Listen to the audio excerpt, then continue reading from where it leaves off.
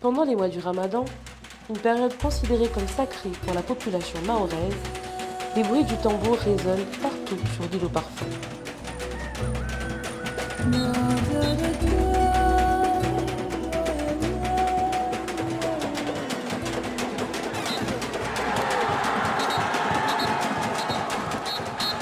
Petits et grands, dans ce moment convivial, se retrouvent autour d'une cérémonie appelée le Mourengue.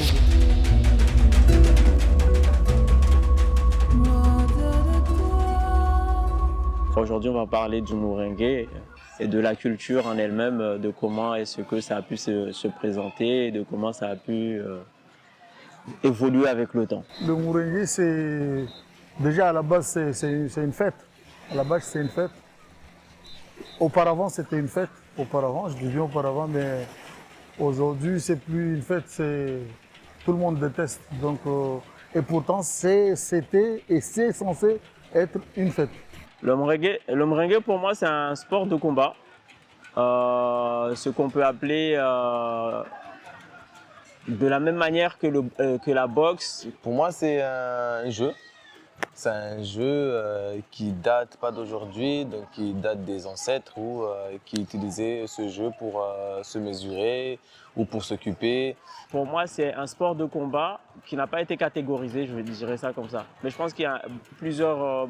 si on devait le catégoriser comme étant une discipline, je pense qu'on peut trouver des techniques, voire des manières de faire un combat en Chimaoré comme dans l'archipel, parce que ce n'est pas juste à Mayotte que ça existe, mais aussi en Tanzanie aussi, ça existe aussi. Donc c'est une discipline, je dirais, qui n'est pas officielle.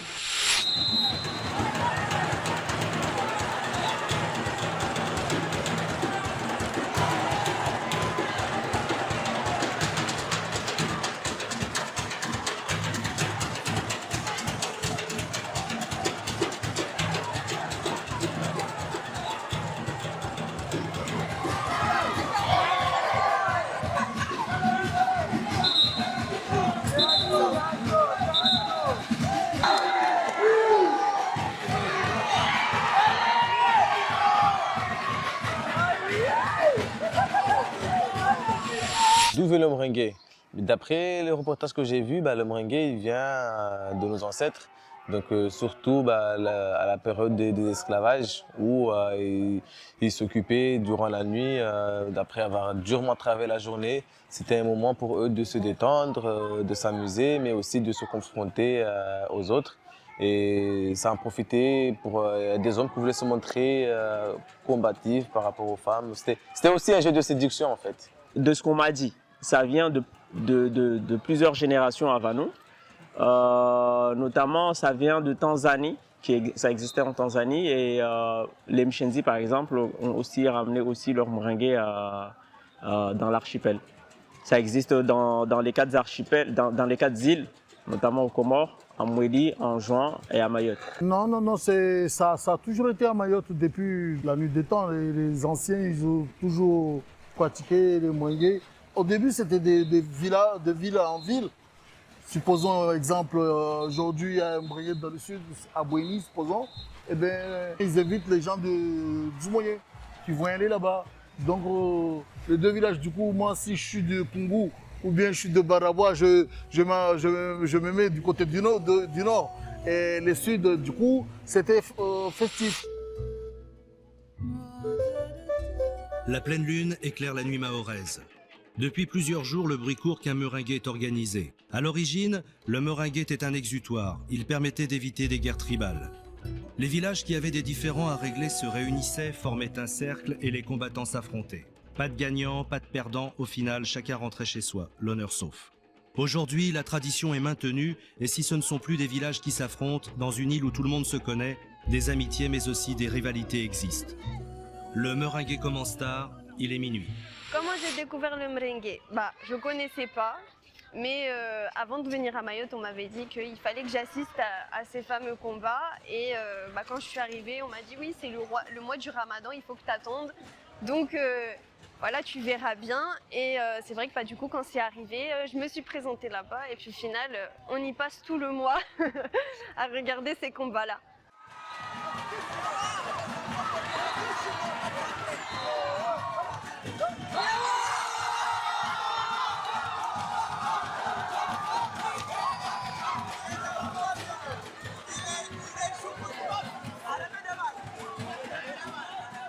Dans un cadre délimité, nous retrouvons les combattants, les arbitres et les musiciens. Tout ceci correspond aux piliers de cet art, animé par un public exalté par l'adrénaline. Les coups de pied étant interdits, ce sont des échanges de coups de poing et de quelques pas de danse qui sont acclamés. Des petites règles sont nécessaires afin d'équilibrer le face-à-face entre les combattants. Pour la sécurité de chacun, les bijoux doivent être retirés ainsi que tout autre objet tranchant. Les accessoires tels que les casquettes et sacoches également. On peut aussi observer la participation de la jante féminine, une évolution qui émerge et saluée par le public. Indistinctement, elles doivent respecter les mêmes règles que leurs antonines.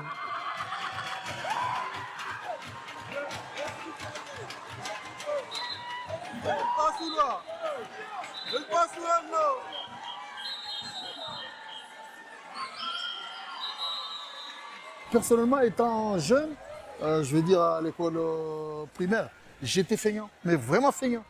Je ne pouvais pas me défendre. Tous mes amis, ceux qui on a fait le primaire ensemble, reconnaîtront cette histoire. J'étais feignant et on me tapait tout le temps. Du coup, mon père l'a senti. Et quand il a senti cette faiblesse en moi, c'est lui qui m'a initié au mourengé. Mon père, il m'a ramené, et c'était pendant le mois de Ramadan. Après la prière de Tarawih, c'était à la place publique du village, d'où tout le monde se retrouvait, des mamans, des parents, en fait les parents. Ils se retrouvaient, du coup, c'était festif. Mon père m'a lancé une fois, et puis après, je su comment me défendre jusqu'au jour d'aujourd'hui. Donc le mourengé, c'était pour se tester, se mesurer, montrer que tu étais un homme. Puisque vu qu'il y avait parmi les spectateurs, il y avait des spectatrices. Donc là, toi, en tant que jeune garçon, c'est là que tu te montres que voilà, tu sais combattre. Donc ça avait un petit peu pour amadouer les filles. C'était quelque chose c'était passionnant. Abden Aboulatouf, ancien boxeur de Meringué, se souvient de l'origine de ce qu'il considère comme un sport.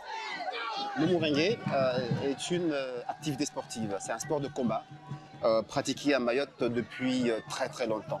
J'ai discuté il n'y a pas longtemps avec un nanogénaire pour me rassurer que je comprendrais l'origine de ce Meringué. Mais lui, il m'a dit, tout simplement, tout azimut, il me dit que j'ai pratiqué le Meringué depuis l'âge de 3 ans. Mon père l'a pratiqué, mon grand-père l'a pratiqué. C'est pour dire que c'est un sport qui date de très très longtemps.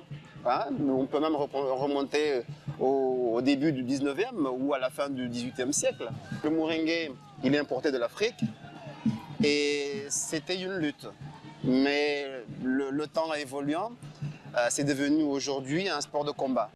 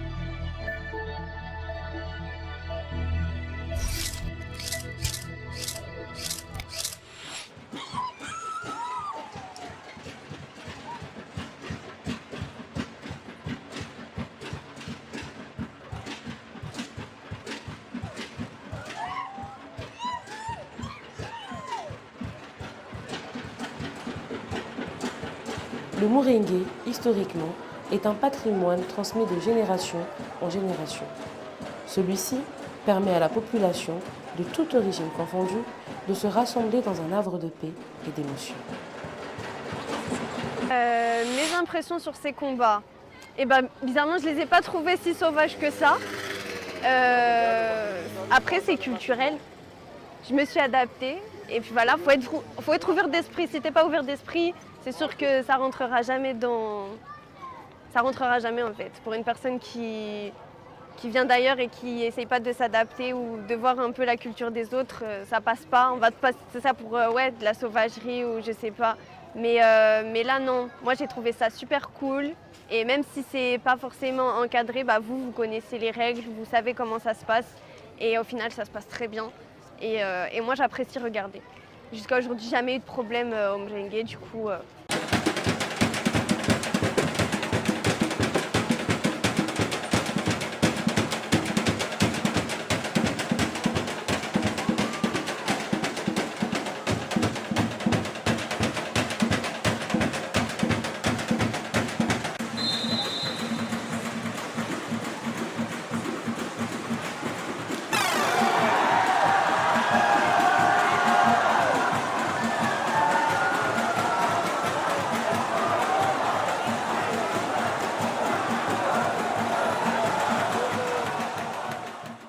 Moi, ce qu'on m'avait dit depuis l'époque, parce que moi j'étais réticent à l'idée de faire des merengues, je trouvais ça un peu dur, un peu sauvage, on dirait ça comme ça. Mais avec le temps, j'ai eu beaucoup de personnes qui m'ont expliqué que ce n'était pas du tout forcément dans un but juste brutal. C'était réellement dans un but majoritairement à l'époque, il y avait énormément de conflits entre villages ou entre personnes dans le même village. Donc souvent, les gens se battaient entre eux. Donc pour apaiser un peu les tensions, comme lorsqu'on met en place des combats, par exemple, pour les boxeurs. Par exemple, dès que tu as un enfant qui est un peu trop hyperactif, on le met dans la boxe. Donc pour apaiser un peu les tensions de cette époque-là, on avait mis en place le mouringue pour essayer d'apaiser les tensions. Quand tu descends au centre du merengue, ça te détend, ça te donne une force que tu n'as pas, mais ça t'aide aussi à t'évader de tout problème ou colère. Au début, c'est pas la peur. Au début, c'est un peu la pudeur. Mais après, l'ambiance, les chants, les tam-tams, le rythme du tam-tam, ça te pousse à rentrer dans le bain. Et du coup, t'as pas cette pudeur-là et tu l'oublies, et la peur là tu l'oublies. Du coup, quand tu vois que la personne qui est en face de toi, si toi tu estimes que tu peux te mesurer à lui, donc là tu te lances.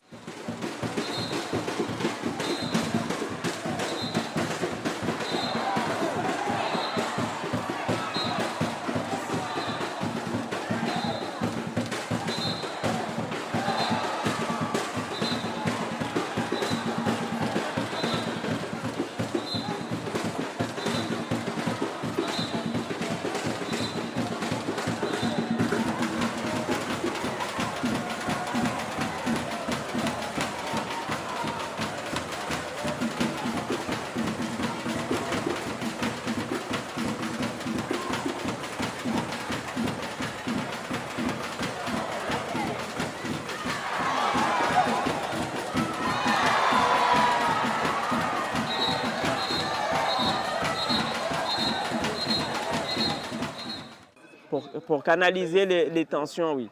Alors, c'était aussi pour canaliser beaucoup les tensions qui se passaient dans les villages.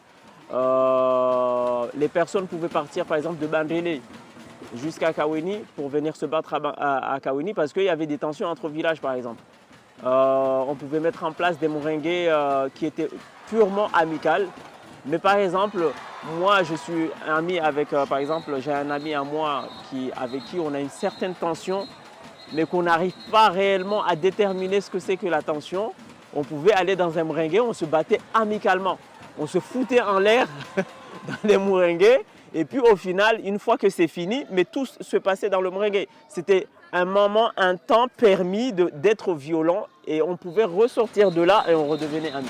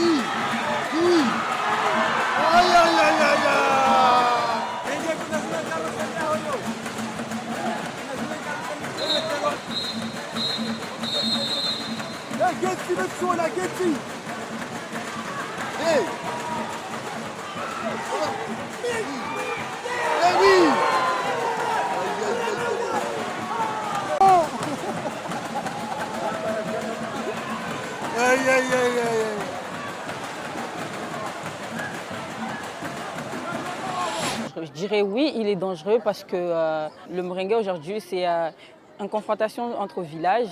Je dirais que le Merengue, il est dangereux parce qu'il y a certaines personnes, ils se défoulent leur haine et je dis, ils ont une dette envers une personne, du coup, ils se doivent de régler les comptes. Pourquoi aujourd'hui on ne voit pas les grandes personnes aller assister au Merengue? Tout le monde a peur. Tout le monde a peur de ce qui se passe. Et c'est malheureux. C'est malheureux de finir le Merengue au carnage et de détruire les biens publics et de foutre le feu dans tous les coins. Donc c'est dangereux. Aujourd'hui, forcément, la question ne se pose même pas. Mais auparavant, c'était parce que ça s'est terminé sur le ring. Vous avez 3 rounds basses. Lui qui a gagné, il a gagné. Lui qui a perdu, on se serre la main. Et puis voilà, si j'estime que je dois me venger, ça sera pour une prochaine fois. Parce que c'était répétitif. Donc pendant le mois de Ramadan, c'était quasiment quotidien puisque c'était encadré. Donc aujourd'hui, dangereux. Bien sûr, c'est dangereux parce qu'il y a des risques de se faire mal, de se blesser. Parce que souvent, il y a des gens qui visent le visage. Donc quand on vise le visage, c'est dans le but de faire mal à l'adversaire. Et ça peut être dangereux, sachant que malgré qu'il y a des règles, mais je pense qu'il faudrait peut-être limiter des zones où on ne peut pas taper, par exemple, l'œil. Le Merengue, en fait, tu ne peux pas te dire que tu ne vas pas te blesser pendant le Merengue puisque c'est un combat. C'est comme le MMA, c'est comme la boxe. Tu ne peux pas te dire que tu ne vas pas te blesser. Par contre, faire attention de ne pas recevoir de coups graves, oui, ça c'est possible peut-être. C'est-à-dire que tu dois te préparer à être en garde, avoir une garde assez imposante, peut-être beaucoup plus technique. Là où d'autres vont aller juste pour jeter des coups, Toi, tu dois être beaucoup plus vigilant, peut-être reculer, avancer. Enfin, tout, comme chaque combat, en fait, il y a une garde particulière pour ne pas être KO.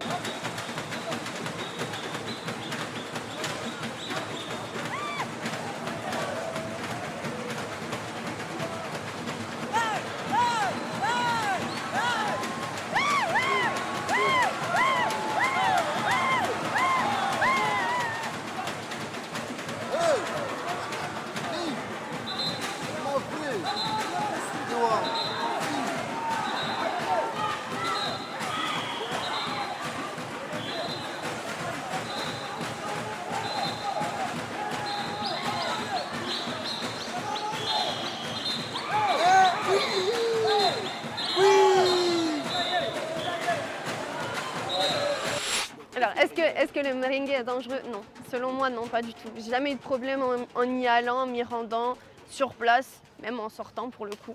Et pour les combattants, bah non, parce qu'eux-mêmes, ils connaissent les règles.